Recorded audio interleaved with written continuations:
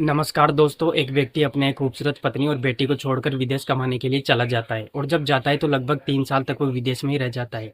घर पर नहीं आता है, जिसके कारण उसका पत्नी का मन काफ़ी बेचैन हो जाता है। फिर वो अपने ससुर के साथ ही जो है सेटिंग हो जाती है। फिर दोनों जो है मौका देकर एक दूसरे से मिलने जुलने लगते हैं। इसी तरह से एक दिन वे दोनों कमरे में अपना मनोरंजन कर रहे थे। उस वक्त उसकी बेटी थी, वह उन दोनों को ये काम करते हुए देख लेती है। दोस्तों उसके बाद क्या करती है, यदि आप लोगों को इस कहानी के पूरे घटनाक्रम के विषय में यदि जानना है तो आप लोग मेरे साथ बने रहिए। नमस्कार दोस्तों। तो दोस्तों ये कहानी बंगाल के एक छोटे से गांव बगलता की है। उस गांव में एक 40-42 साल का व्यक्ति अपने एक खूबसूरत पत्नी और बेटी के साथ रहा करता था। जो व्यक्ति था उसका नाम दिनेश था और जो उसकी पत्नी थी उसका नाम आरती था। वह बेहद ही खूबसूरत थी और उसकी भी एक लड़की थी जिसका नाम मीरा था। मीरा 11वीं की कक्षा में पढ़ाई कर रही थी और प्रतिदिन वो स्कूल पढ़ने के लिए जाती थी। पढ़ने लिखने में काफ़ी होशियार थी और जो दिनेश था उसका एक पिता भी था जिसकी उम्र जो है लगभग 58-60 साल के करीब थी। जो पिता था उसका नाम राम दीनदयाल था। दीनदयाल गांव पर ही खेती बाड़ी करता था और जब उसे थोड़ा सा फुर्सत मिल जाता था तो बांस का चट्टी जो होता है, टोकरी, वह बनाने का काम करता था। और ये सब करके वो अच्छा खासा कमा भी लेता था। लेकिन दोस्तों वो थोड़ा रंगीन मिजाज का इंसान था। जब भी शाम होता था तो वो बाजार जाता था और जाने के बाद वो पी खा लेता था और देर रात तक होने पर वो घर आता था। और दोस्तों घर आने के बाद वो अपनी बहू सुबह से जो है लड़ाई झगड़ा करता था। और जो दिनेश था वो बहुत ही सीधा साधा इंसान था।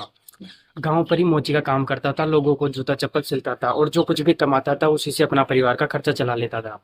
फिर एक दिन की बात है, ज्योति दिनेश को कहती है कि देखिए, शादी होने के बाद आप एक बार भी विदेश नहीं गए। आप गाँव पर ही रहकर हम लोगों की मेहनत मजदूरी करके आप खिलाते हैं, इसलिए एक बार आपको विदेश जाना चाहिए। मैं अक्सर सुनती हूँ कि जो लोग विदेश में रहते हैं उनका परिवार सुखी रहता है, वे लोग काफी अच्छा कमाते धमाते हैं और आप तो गाँव पर ही काम करते हैं, जिससे थोड़ी बहुत मजदूरी मिलती है जिससे हम लोगों को बहुत मुश्किल से गुजारा कर पाते हैं। इसलिए आप विदेश जाइए कमाने के लिए। गाँव के बहुत सारे लोग हैं जो दूसरे देश में जाकर कमा रहे हैं। दोस्तों बात कुछ ऐसी थी कि जो दिनेश था उसके कुछ पुराने मित्र थे, वो दुबई में जाकर एक जूता फैक्ट्री में काम कर रहे थे। उसके बाद दोस्तों जो दिनेश था वो अपनी पत्नी आरती से कहता है कि ठीक है, मैं अपने दोस्तों के साथ बात करने के लिए दुबई के लिए चला जाता हूँ। उसके बाद दोस्तों जो दिनेश था वो अपने दोस्तों से मोबाइल पर बात करता है और बात करने के बाद वो उन लोगों के पास दुबई कमाने के लिए चला जाता है। फिर दोस्तों जब दिनेश हरियाणा कमाने के लिए चला जाता है तो लगभग 5 साल तक वो दुबई में ही रहता है। और दोस्तों लौटकर वो अपने पत्नी और बेटी के पास नहीं आता है, जिसके कारण जो है आरती का मन काफ़ी व्याकुल हो जाता है। और हमेशा जो आरती थी वो उसके पास फ़ोन कॉल करके कहती है कि आप घर पर जो है आ जाइए। उसके बाद जो है आपको लगभग 5 साल हो गए लेकिन अभी तक आप घर पर नहीं आए, मेरा तो जो मन है वो काफ़ी बेचैन रहता है। लेकिन दोस्तों जो दिनेश था इस बात को कहता है कि तुम ही तो मुझे विदेश भेजी थी कमाने के लिए, मैं अब जब गाँव कमा रहा था तो तुम्हारा पेट ही नहीं भर रहा था क्या? अब मैं विदेश आ चुका हूँ तो तुम मुझे अपने पास बुला रही हो, मैं नहीं आऊँगा। कंपनी का जो है बहुत सारा काम पड़ा है, यदि मैं तुम्हारे पास चलाऊँगा तो मेरा काम कौन करेगा? फिर दोस्तों जो आरती थी वो दिनेश का लगभग 6-7 साल इंतजार करती है लेकिन जो है उसके पास नहीं आता है, जिसके कारण दोनों आरती का अंदर जो बेचैनी थी वह धीरे धीरे बाहर निकलने लगती है। फिर दोस्तों एक दिन की बात है, जो दीनदयाल था वो शाम के समय में मार्केट जा रहा था। तब तक जो आरती थी वो अपने ससुर दीनदयाल को कहती है कि सुनिए, घर में सब्जी नहीं है, आप सब्जी लेते आइएगा। तो जो दीनदयाल था वो कहता है कि मेरे पास पैसे नहीं है, यदि तुम्हारे पास हो तो दे दो। तो जो आरती थी दीनदयाल को अपने पास बुलाती है और जब वह पास आता है तो बहुत ही मीठी मीठी प्यार से कहती है कि नहीं, आपको सब्जी लाना पड़ेगा। यदि आप सब्जी ला दीजिएगा तो रात में मैं आपको गिफ्ट दूंगा, उसके बाद गिफ्ट दूंगी। उसके बाद दोस्तों जो दीनदयाल था वो अपनी बहू आरती की बात मान जाता है और दोस्तों मार्केट जाता है और दोस्तों सब्जी लेकर आता है। फिर दोस्तों रात होने का इंतजार करने लगता है। जो आरती थी वो पहले से ही बोल रखी थी उसे गिफ्ट देने के लिए। और जब रात होती है तो शोभा धीरे से दीनदयाल के कमरे में आती है और आने के बाद दोस्तों वो साथ मिलकर अपना कार्यक्रम शुरू कर देती है। और जो दीनदयाल था वो अपनी बहू से यही चाहता था कि अब दोस्तों उसके बाद जो आरती थी वो अपनी जरूरत और दीनदयाल को पूरा करने लगती है। फिर दोस्तों इसी तरह से उन दोनों का ये रोज का आदत बन जाता है। जब भी रात में अपना खाना पीना खा लेते थे तो एक कमरे में चले जाते थे और जाने के बाद अपना मनोरंजन करने लगते थे। फिर दोस्तों एक दिन की बात है, जो आरती की बेटी मीरा थी वो रात के समय में अपने कमरे में बैठकर पढ़ाई कर रही थी। तभी दोस्तों अचानक से उसको अपने माँ के कमरे से कुछ आवाज़ें सुनाई देती है। तो वो उन आवाज़ों को सुनकर अपने माँ के कमरे में जाती है तो देखती है कि उसकी माँ का जो कमरा है वो अंदर से लॉक है।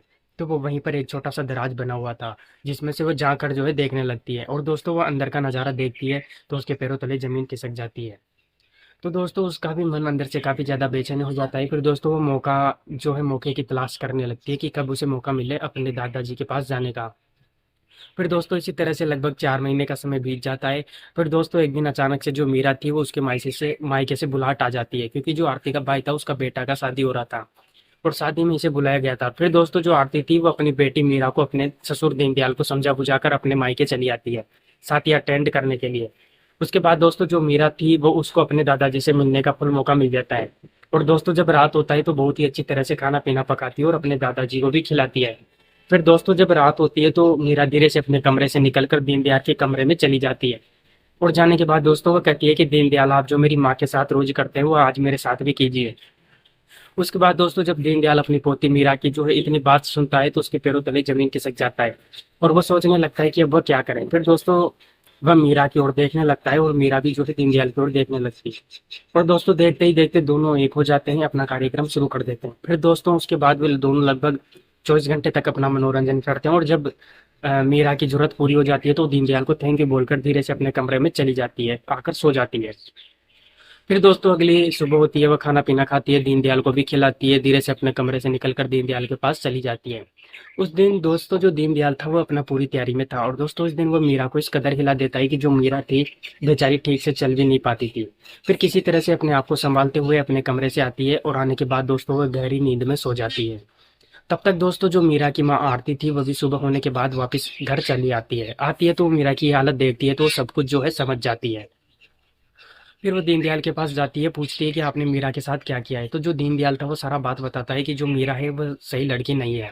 मैं उसका दादा हूँ फिर भी वो मुझसे मनमानी करने लगी। मैं क्या करता, मैंने भी हिला दिया। उसके बाद दोस्तों जो आरती थी वो सारा मैटर समझ गई। और समझने के बाद दोस्तों वो कुसुम के पास आकर उसे समझाने लगी कि देखो जो तुम्हारे दादाजी है उनकी कोई गलती नहीं है, तुम क्यों उसके पास गई, यदि नहीं जाती तो तुम्हारी तो ये हालत नहीं होती। उसके बाद दोस्तों जो मीरा थी उसको इलाज कराया जाता है डॉक्टर के पास ले जाकर। और कुछ दिनों के बाद जो मीरा बिल्कुल अच्छी हो जाती है। तो एक दिन वो अपने पति के पास जो है फ़ोन कॉल करती है और फ़ोन करने के बाद दोस्तों अपने पति को बहुत ही जली कट्टी सुनाने लगती है। कहती है कि तुम कैसा पिता है, उसकी कुछ ज़रूरत है और तुम जो है वहाँ पर जग मार रहे हो, एक बार आ जाना चाहिए था। यदि तुम इसी तरह से दुबई में रहोगे, घर पर नहीं रहोगे तो हम लोगों का घर तबाह हो जाएगा। इसलिए जो है आप जल्दी आ जाइए। इसके बाद दोस्तों वो अपनी बेटी की जो है मीरा की इतनी बात सुनता है तो वह दूसरे दिन ही घर पर आता है। और घर पर जब आता है तो जो घर के परिवार थे सभी लोग दिनेश के सामने जाते हैं और अपनी अपनी गलतियों को स्वीकार करते हैं। फिर दोस्तों जब दिनेश अपने परिवार में हो रही इस काम के बारे में सुनता है तो उसके पैरों तले जमीन खिसक जाती है, सिर पे आसमान मंडरा जाता है। वो सारा दोस्त अपनी पत्नी आरती को देता है। यदि तुम मेरे पिता के साथ ये सब काम नहीं करती तो शायद आज मेरी बेटी को भी इस काम की आदत नहीं पड़ती। फिर दोस्तों वे लोग अपनी अपनी सारा गिला शिकवा बुला करके एक दूसरे के साथ मिलजुल कर रहने लगते हैं। लेकिन जो दीनदयाल था उसको एक गलती से जो है इतना सीख मिलता है कि दोस्तों वो घर पर छोड़कर खेत में जाकर रहने लगता है। तो दोस्तों आज की जो कहानी थी बस यहीं तक थी। तो दोस्तों इस कहानी को सुनाने का मेरा उद्देश्य किसी का दिल दुखाना नहीं था बल्कि आप लोगों को सतर्क और जागरूक करना था। मिलते हैं किसी ऐसी कहानी के साथ, तब तक के लिए दोस्तों जय हिंद, वंदे मातरम।